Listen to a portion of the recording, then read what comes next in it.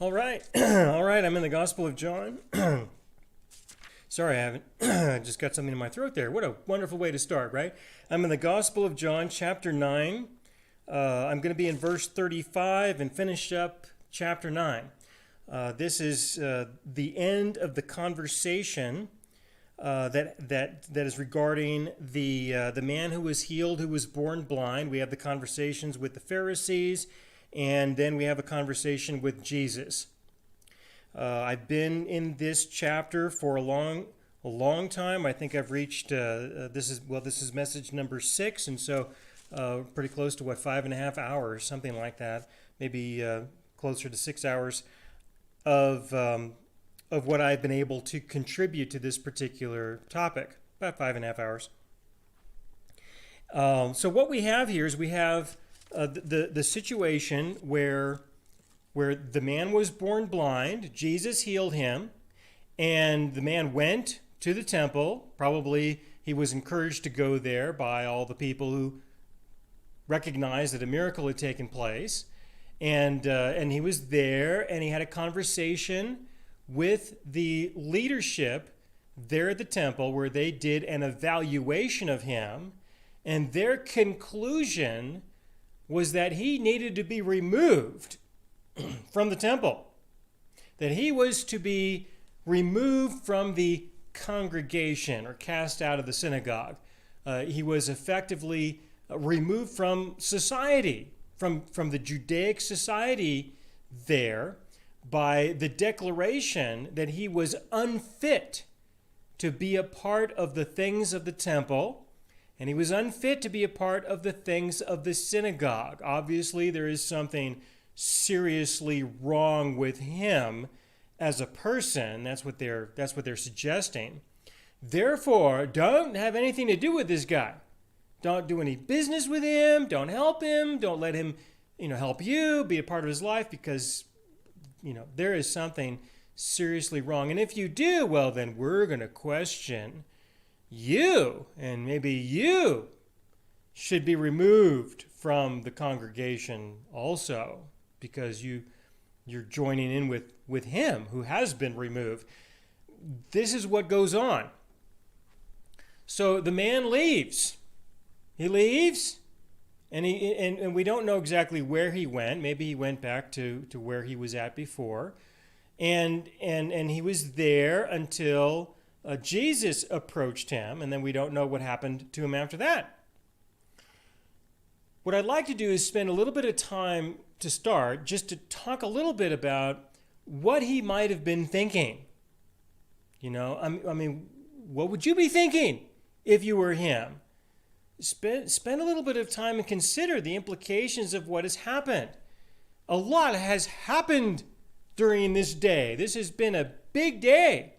He starts out in a condition that he is blind, and everybody recognizes that he's a person who's probably under the divine judgment of God, but, he's alive and he has to be a part of our society, and, well, we'll give him some donations, we'll do that, because obviously it's very difficult for him to compete, work-wise with others in the community. And so people will give him donations, give him gifts in order to help him try to survive. And people would do this from a religious point of view, in the sense that they will do this because they want to be obedient to God and love their neighbor as themselves. Or they may have the belief that God is going to bless them in return. This is a common belief that, in my opinion, gets really close to the idea of putting God in debt. All right? And a way of measuring the attitude of a person is, well, what happens if God does not bless you in return? If he doesn't, well, then he has not paid you for, you blessing this person. He's not blessed you adequately. He's not compensated you properly. He's not paying his debts on time, or maybe not at all if he doesn't deliver. But don't worry. There's some people who will say, don't worry. When you go to heaven, that's when you'll get your rewards. That's when that's when God will reconcile the books. Whatever he owes you, he'll deliver at that time. That's what going to heaven is. It's a debt collection experience where you go and collect on all the debts that God owes you. There are people who kind of have this attitude. All right, it is somewhat present in a lot of people. And folks, I communicate with lots of people. All right, I have throughout my life and throughout my time in being involved in the ministry. I'm talking with people about the things of God and talking with people about their faith and what they believe or what they don't believe. And this does exist. There is enough people that it's worthy of mentioning this kind of an attitude that a lot of people have. So you have this man who has survived. He's made it off of the gifts from other people, most likely, and because he begged, and that's part of the project. So now his life has changed. Okay, his life has changed. His life before, it was working. It worked. He was able to make it work. He had a place to sleep, most likely. He had food to eat that he could get, that he could trade for because of the donations that people gave him. When he would need clothing, maybe he'd have to save up for that, but he made it work. He made it work, and he had made it for a long time. Then Jesus heals him. And when Jesus healed this man, now his life has changed quite a bit. Now that he can see, now he can be a participant in society in a different way. He can provide services, or he could produce goods, or a combination of the two. He can work. There's work that he can do. People need work done, and he'll be able to participate in some way. But to do that, he's going to have to integrate with society, and just like in the modern day and age today, when people need a job, it's not unusual for them to go to church, like I was talking about in a previous message. Common for them to go to church because that's where you find nice people, good people, and it's chances are there'll be a person who's looking for someone to do work, and they're looking for a Christian person, someone who's got some sense of morals and values that are compatible with theirs. So now he's going to have to become a part of society. It would be appropriate for him to go to the synagogue and interact with folks and meet with people there. And now he can build a new life for himself. All right, that's part of the change that he's going to be confronted with. But then he goes to the temple, and through all that we've looked at previously, he's now going to be cast out of the synagogue.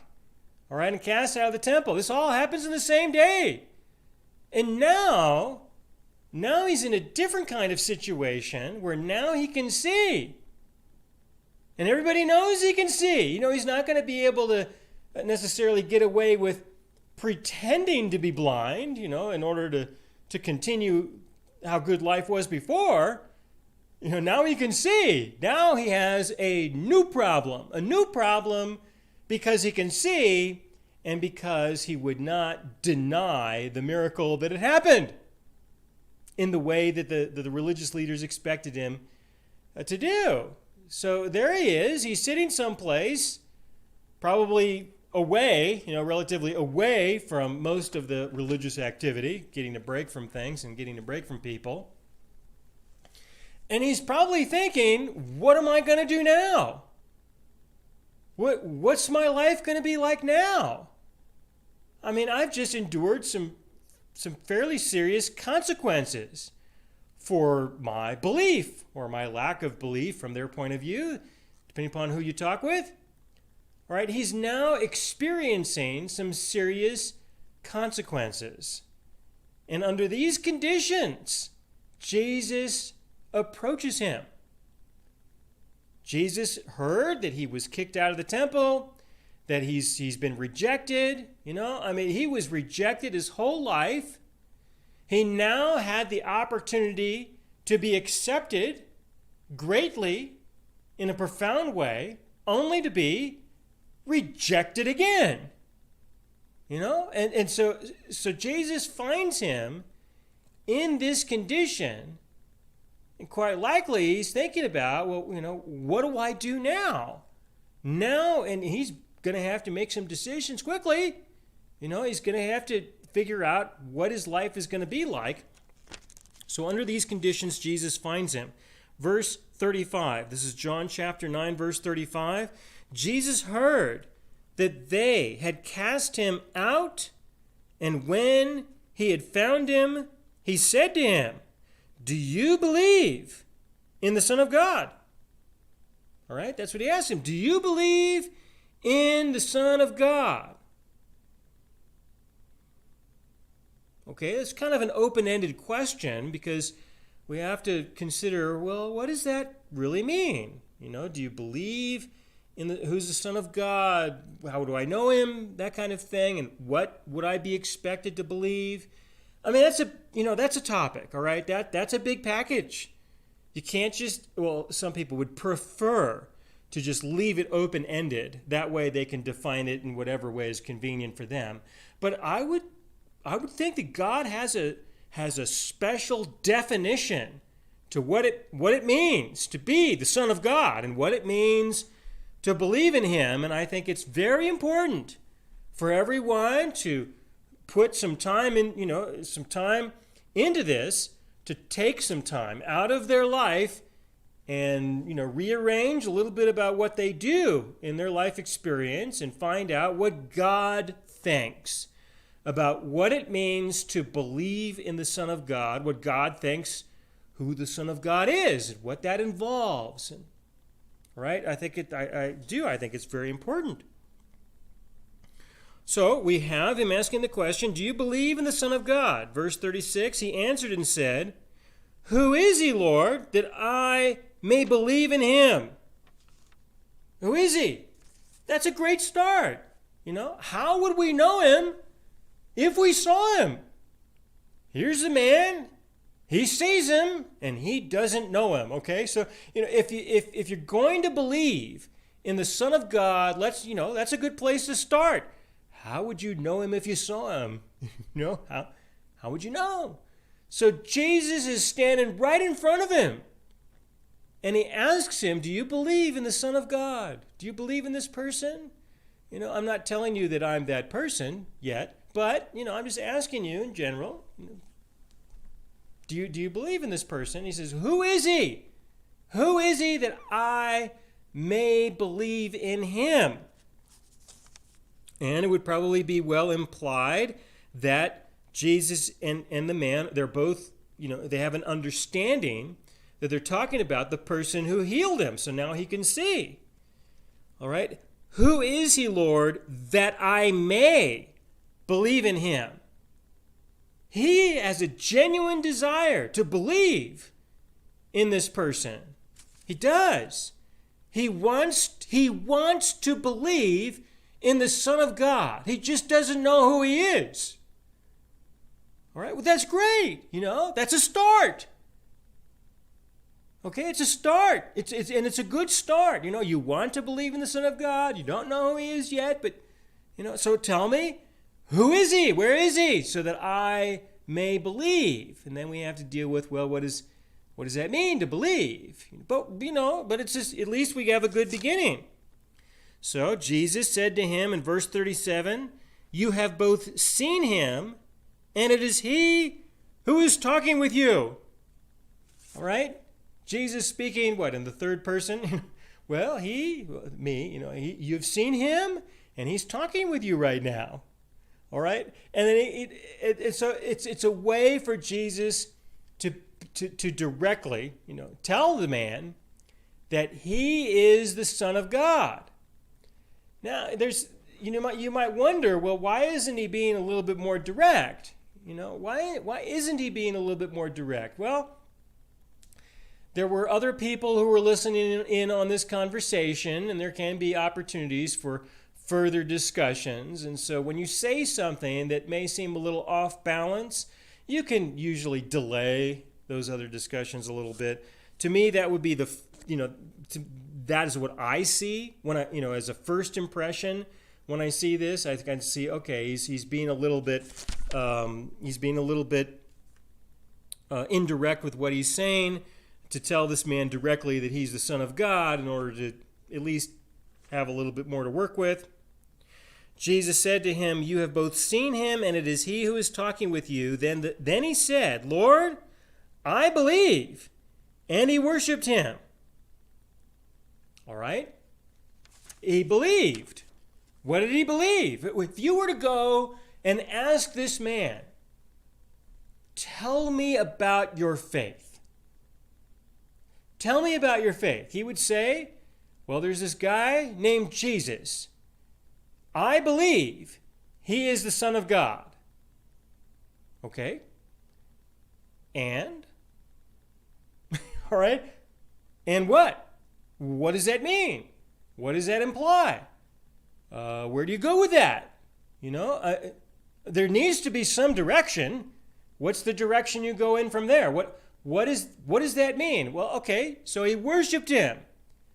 He went to his knees, he worshiped him. In general, it's a way of saying that the man expressed himself in a physical way to acknowledge that Jesus was greater than him and that he had a genuine desire to be of service to Jesus. That could be a way to describe what he was doing, all right? But there needs to be a little bit more to that definition of what it means to worship the Son of God, what it means to worship Jesus. What does that mean? All right, now I'm not answering these questions right now because I don't have time, and these are openings to big topics. But these are topics, okay? And I just want you to know that these are directions that people ought to go in or ought to give some time to. That is something to, maybe having a discussion with a small group or something, like I'm producing these messages for small groups, and these could be good topics. What does it mean to believe that Jesus is the Son of God? What does that really mean? And what does it mean to worship the Son of God? What does that really mean? All right, now I'm going to touch on that just a little bit in the context of what the man might do next. When he was in the temple, earlier that day, when he was in the temple, he said in verse 31, "Now we know that God does not hear sinners, but if anyone is a worshiper of God and does his will, he hears him." And I spoke about this, that this is not necessarily correct. All right, this is what they believed.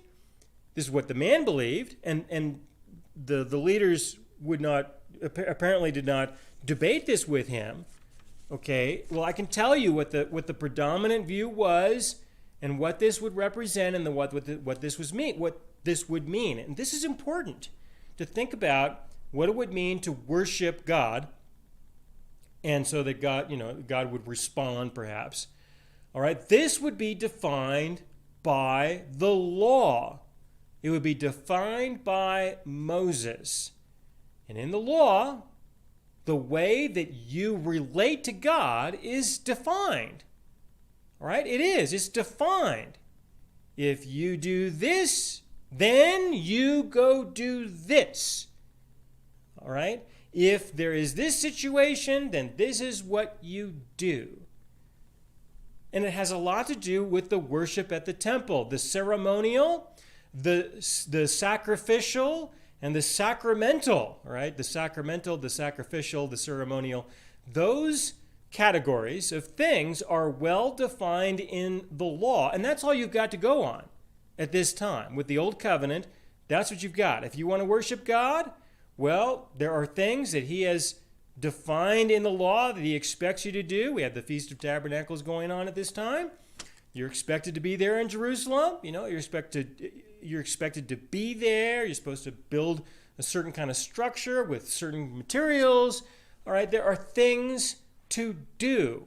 And so the way that you worship God is defined by what you do. It's not so much a matter of what you believe. You don't even have to believe that there's a God to follow the directions, to follow the instructions.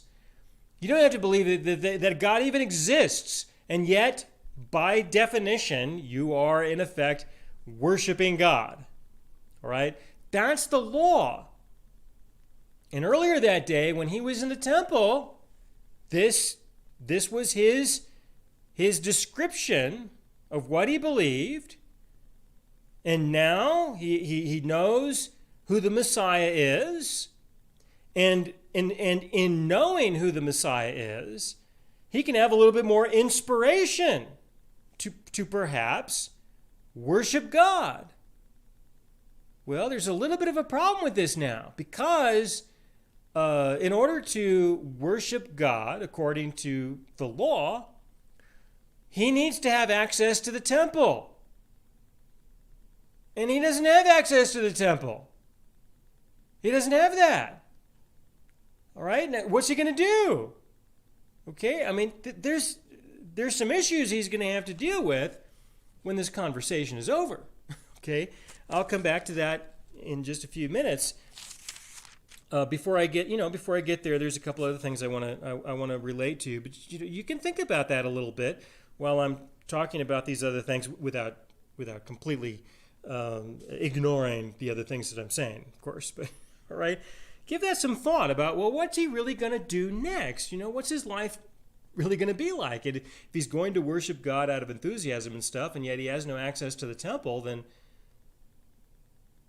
what is that going to mean? All right, and this is why it's so important to answer these kinds of questions about what does it mean to believe that Jesus is the Son of God? What does it mean to believe in him? Okay, verse 39. Let me go to verse 39. And Jesus said, "For judgment I have come into this world, that those who do not see may see, and that those who see may be made blind." Okay, there's a lot here. This is what Jesus says. He says, well, this is what I'm doing here. You believe in me? I want you to know that I'm here doing something. And this is what I'm doing. I'm here for judgment. Okay, now the judgment, the real judgment, has to do with the ultimate judgment on whether you are going to have a place in the kingdom of heaven or not. That's the real fundamental judgment. That's the one that's really going to make a difference. Now, of course, he was expressing a lot of judgment during his ministry. But the main thrust behind that, the real purpose behind the judgment, that being so judgmental as he was, the main thrust and purpose behind that was so that people could understand that they were hopeless, so that they could understand that they had no hope of being a part of the kingdom of heaven. That was a very important part of his ministry. He came for judgment, and in this sense, he was judging others to condemn them, to show them that with men this is impossible. It's going to be impossible. It's not going to happen with you people. Even though everybody had the belief that they could be obedient enough to God, that they could repent of sin enough that he would give them a place. But Jesus came to say, no, that's not going to be enough. You've got to do more and more, so much more that it's impossible. All right? That was a very important part of what he was doing there, so that people could feel that pressure and realize that they have no hope except for the grace and mercy of God. So a person would need to come to the point of recognizing that they need the mercy of God. And that's a tough one for a lot of people. It just is. Okay? It's really hard for people to come to the point of genuinely recognizing that they have absolutely no hope outside of the mercy of God. This is really tough. And it's easy to identify these folks because they're usually comparing themselves with you. All right? When you got somebody who's comparing themselves with you, or to be polite, they're comparing themselves with somebody next to you or somebody else or whatever. When they're comparing themselves with somebody else, then what they're doing is they're saying, I am not like that person. And so because I am not like that person, of course God will give me a place in the kingdom of heaven. Right? You got a person who's not really relying on the mercy of God. They might very well admit and confess that they are relying on the mercy of God, but what they mean by that, what they mean is that for those areas in their life that they haven't quite got right, they haven't quite got themselves under total control. Their flesh is still, gets away from them a little bit. So for those small little things, that's what the grace and mercy of God is for. It's for those things. And there's just a few of them, okay? This is how people will think. They think this way, right? And that's not what Jesus came to do. He came to deal with the whole thing, the whole package. That you might think you only need a little bit of his grace and mercy, but no, you really do need 100%. All right? 100%. Not 8%, because you're 92% holy or sanctified, whatever you want to call it. Once you reach 92, I think that's about the limit as far as a person would normally be willing to go in their proclamation of how they are compared with you. Okay? There are people like this. I've encountered some people who try to go for 100%, but they find themselves to be lonely people quite quickly. All right? But listen, it's important to see that Jesus came for this kind of judgment to prepare people for the ultimate judgment when time's up. You either acknowledge your condition and you have surrendered to and embraced his provision, or you haven't. At least to his satisfaction. And just what that really means, I'm confident he will make a good decision. I just have to take the official position that it has to be 100%, but how he makes those decisions, whatever he decides, he will make the right ones. I'm not the one who makes those ultimate decisions. I can only proclaim what I see being testified of in the scriptures. All right, and so Jesus came for that purpose of judgment. And when he provided for forgiveness for the sins of the world, that was an execution that resolved the issue of sin between God and humanity. A judgment took place, and in that judgment it was decided that the sin issue will be resolved in this way. And that's another thing that a person would need to believe. Okay? You need to believe that he resolved the issue of sin in this way. So the man who was healed of his blindness, he could say he believes in Jesus because he healed him. He was born blind and now he can see. He believes that Jesus is the Son of God. But does he believe that Jesus solved the sin problem between God and humanity? Does he believe that? Is that included in his belief? And at this time, in this conversation, I would say absolutely not. Definitely no. But after Jesus accomplished that, there would be an opportunity for the man to be confronted.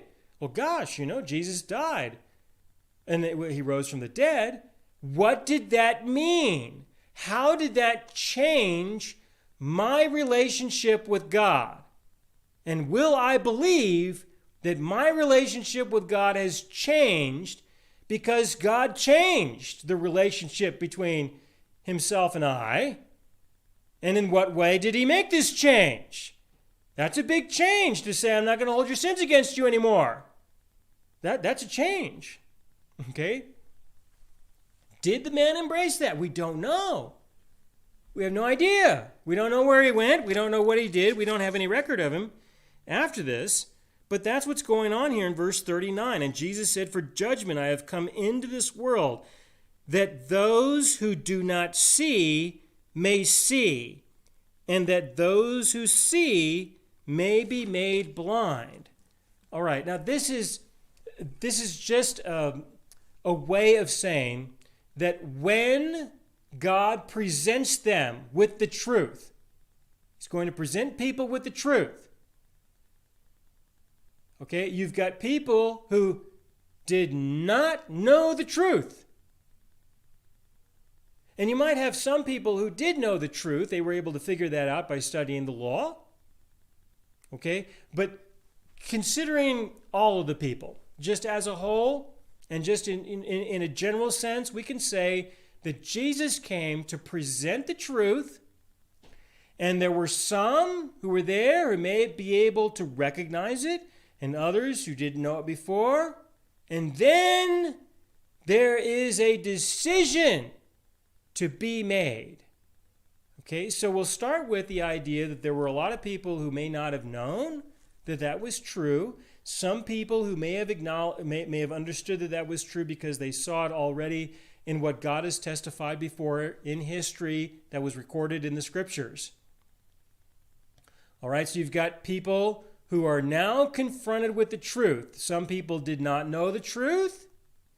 They were blind. Now they see. All right, well, just because they see that this is the truth, now they need to make a decision. Are they going to embrace the truth, or are they going to reject the truth? Then you have others who knew the truth, they would see the truth, and then they would still reject the truth. All right? So there is a decision to be made. Is a person going to believe it, and they're now going to make the next set of decisions in their life according to that truth, and for the rest of their life, or are they going to reject it? But this is a decision. Okay, there are people who have a belief that Jesus came in order to say, all right, well, you're blind. Now I'm deciding that you get to see. And there are others who can see, but no, I've decided that, no, you're going to be blind now. And he doesn't mean that from a physical point of view. He means that from a spiritual point of view, in the sense of you didn't know what the truth was before. But now, I will allow you to know the truth. And those of you who did know the truth, no, I'm going to stop that. No, I'm going to erase this from your mind, or I'm going to contradict it in some way. I'm not going to let you believe the truth. This is what some people believe. Right? There are people who believe that God asserts this kind of authority in everyone's life, and that it is not their decision. There's no choice. There's no decision. There's just God's sovereignty and His control. That's all that exists. There are people who believe this. I personally feel that it is absolute, total nonsense. All right? That to me corresponds very well with pagan Greek philosophy.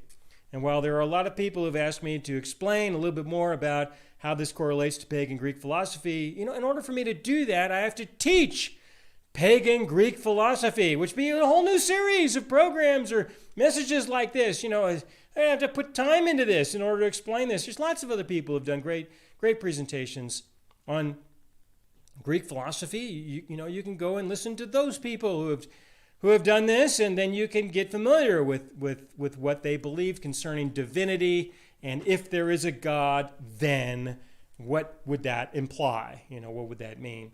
And then you'll know you'll understand more of what I'm saying. But no, we have a living God, an active participant in our lives, and He is looking for people who will decide that they will believe the truth when they are confronted with it.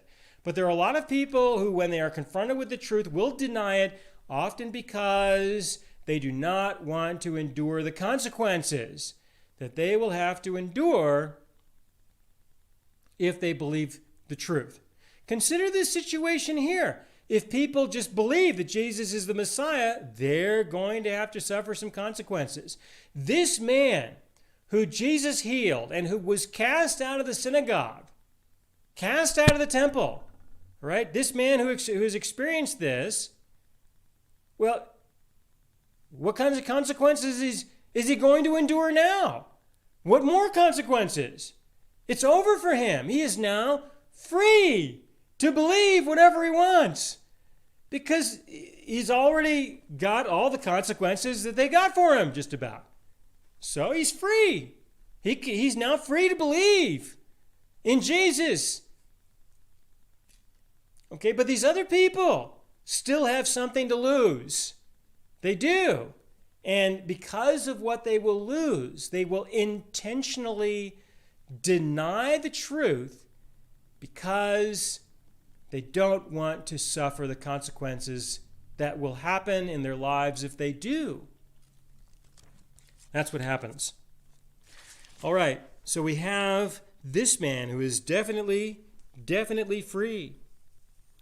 Okay, so verse 39 again, and Jesus said, "For judgment I have come into this world, that those who do not see may see, and that those who see may be made blind."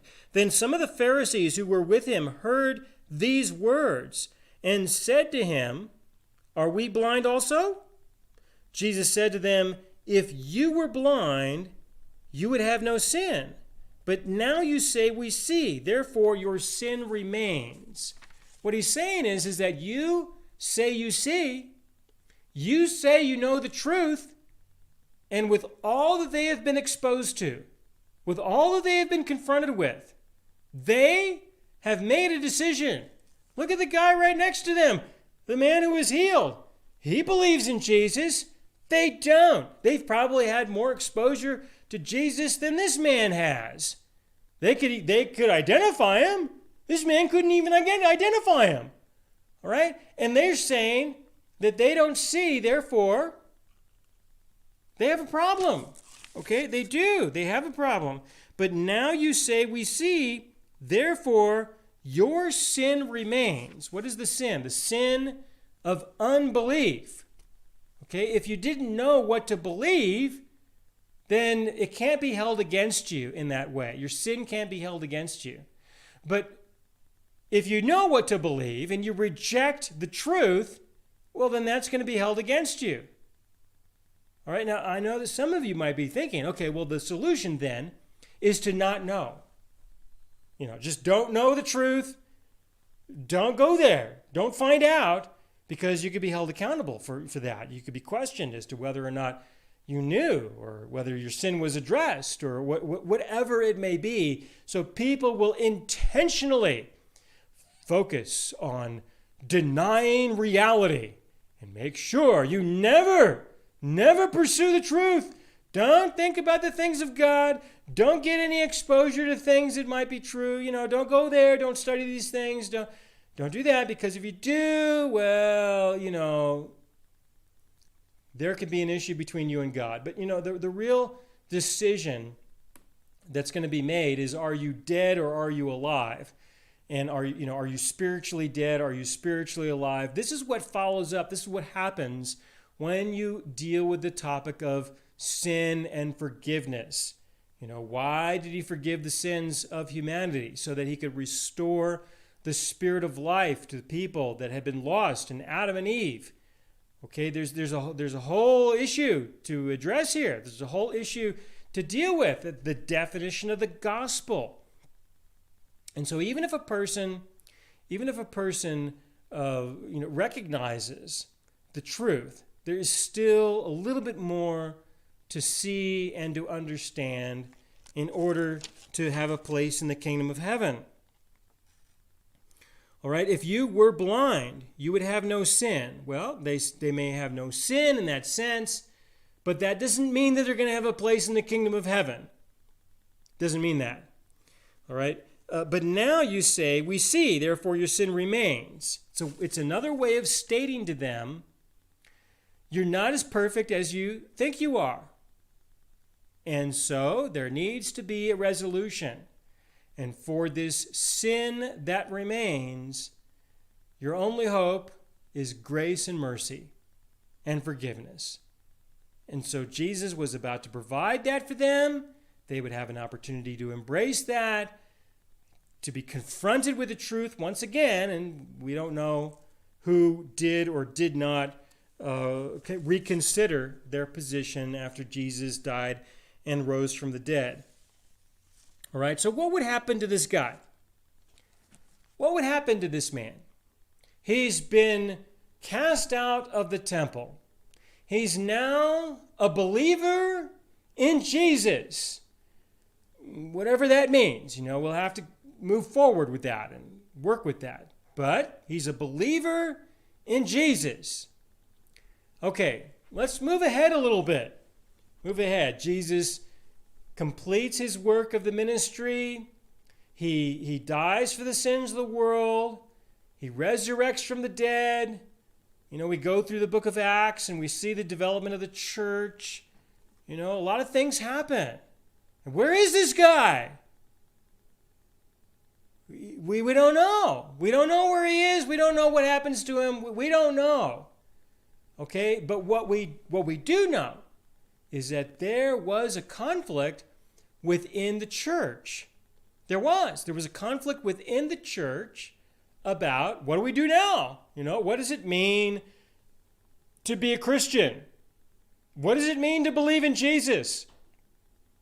What does that mean? All right? What do we do? What do we not do? What does it mean to worship God?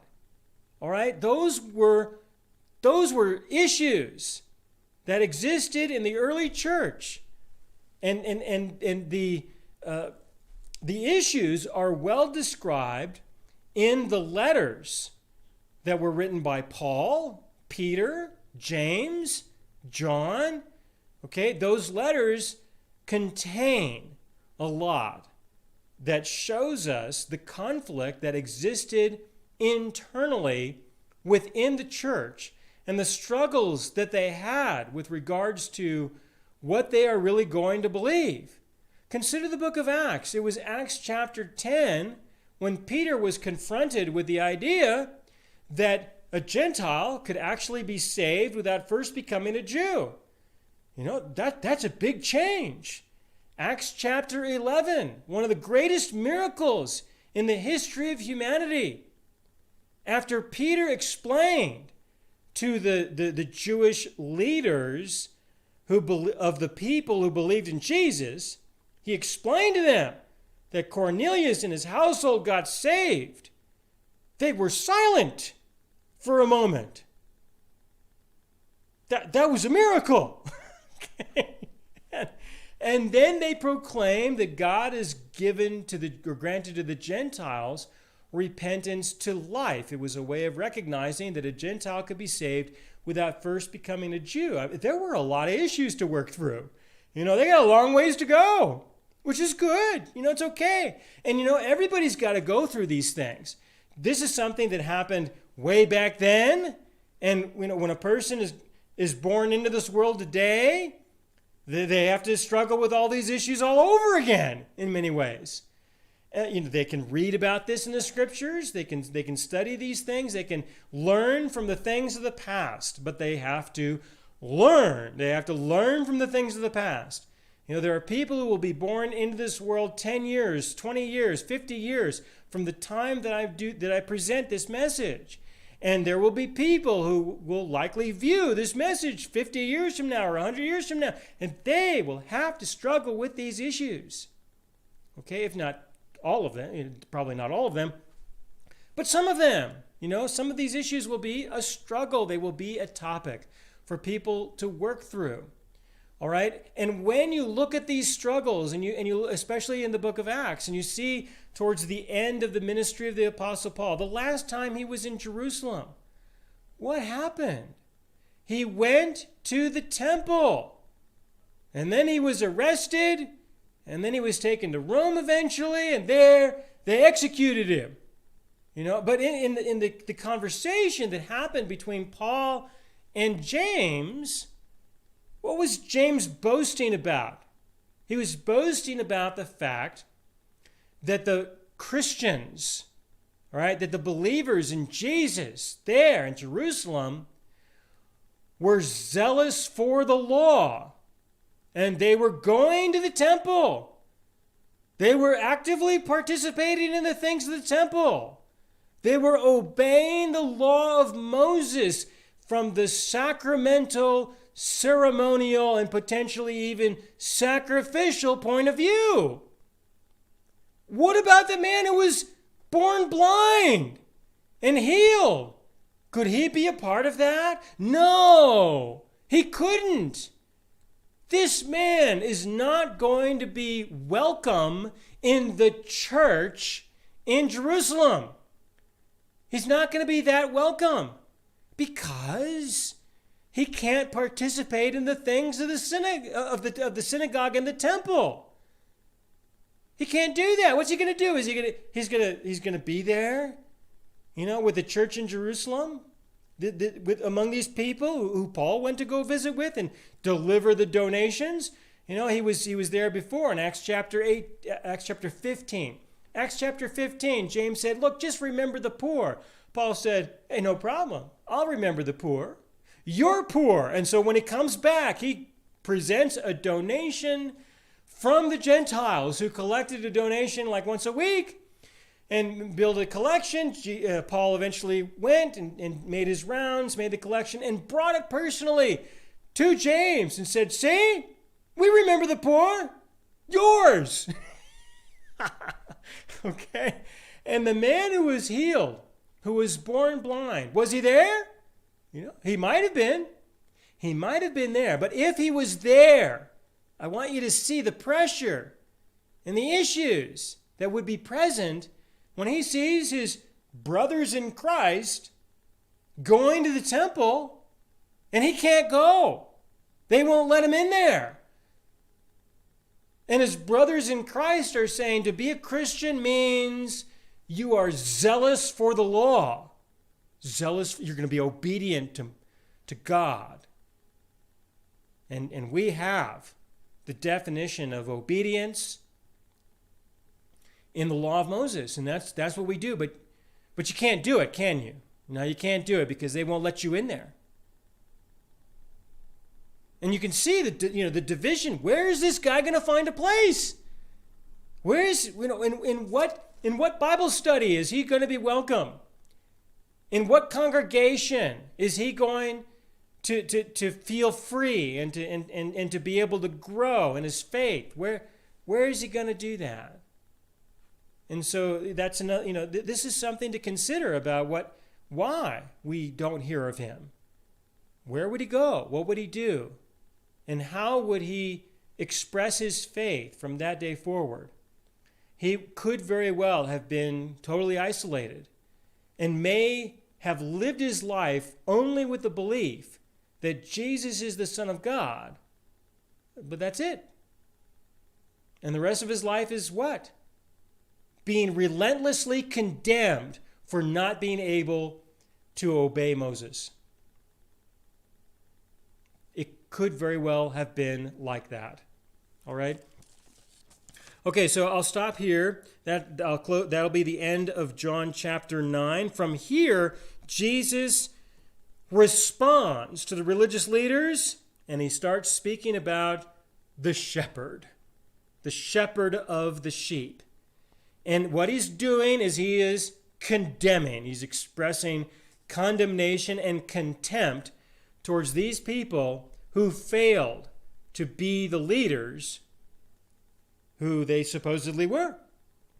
All right? And that instead, of course, Jesus is that leader to be followed. So for those of you who are in some small groups, I got a question for you that you can perhaps work with. How much did you believe or know when you were saved? Right? How much did you believe or know when you were saved? All right? And this is just an open-ended question, and it's not an opportunity for competition. Let me tell you a little bit about, if I can start the conversation this time, just allow me to do this, please. When I first got saved, I'm not certain exactly when I may have first got saved.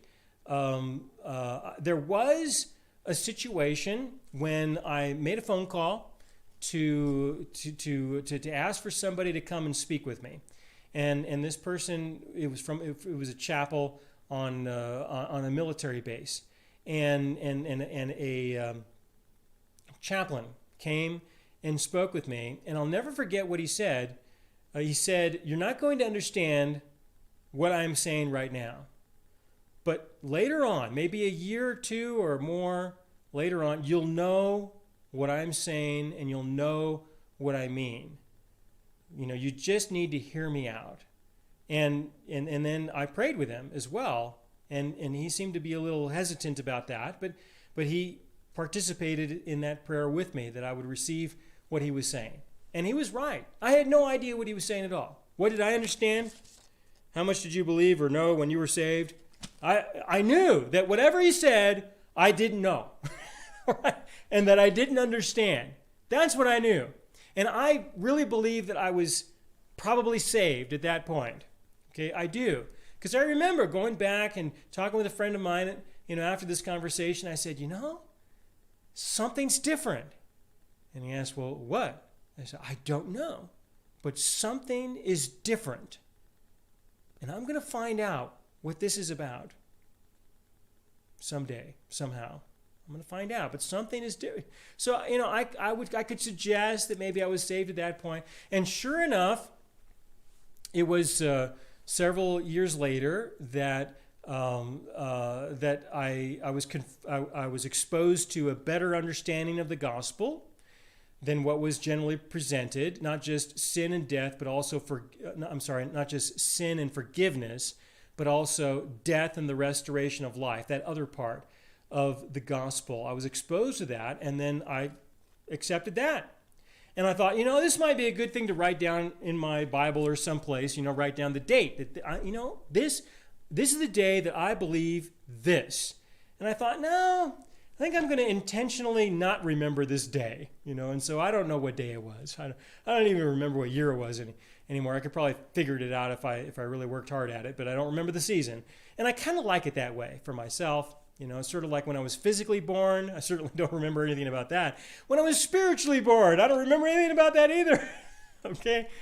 But I believed sin, death, forgiveness, and the restoration of life. But even then, it was a while later. I think it may have been a few months later when I was thinking about this issue even more, and I thought, this really is going to be a lifelong thing. This is not just something that I'm exploring or discovering. I mean, this really is a lifelong commitment kind of thing. So is this really what I'm going to believe or not? And it was then, later on, that I made a commitment within myself that, yes, this is my life. This is who I am. This is what I will do. This will be what defines me in a central way from this day forward until I am physically dead, And so that was kind of like a third moment, in a sense. I had my moment when I spoke with this chaplain. I had another moment when I had a better understanding of the gospel. And then I had another moment when I made a real decision, a real commitment that this would be the definitive moment of my life. So when was I saved? It could be argued. But I don't really need to have an answer to that kind of a question, because they're all in the past. Okay, today is today, and if God wants to share the details with me when I see Him, I'll definitely be thankful. But they're not going to be that important. Now, I tried to locate this chaplain for years and years, and finally I accepted a particular fact, or I think it's a fact, particular thing that I just finally publicly stated. I did this, and it was about I think it was about I don't know, maybe 7 years ago or so. I told a small group of people, and of the profound nature of all of this. And I'm thinking maybe one more year, maybe a little bit more than a year, next year, I'll make it official, where I'll take an official position and I'll show you the documentation that I have and everything about this particular person who first spoke to me about the gospel. And I remembered that when I understood what the gospel was shortly after that, I remembered, now I remember what he said, and what he said was this. And he was right. It did take a couple of years. I think it may have taken 3 years before I really understood what he was saying and what I had agreed to. So I'll talk about that maybe in one more year. I'll speak about that particular issue and what happened there. All right, so I will stop here. Let's pray. Dear God, thank you so much for all that you share with us, and thank you so much that you share a little bit with us at a time to give us a chance to grow, to mature, and to incorporate the truth that you reveals as part of who we are. And I thank you for this in Jesus' name. Amen.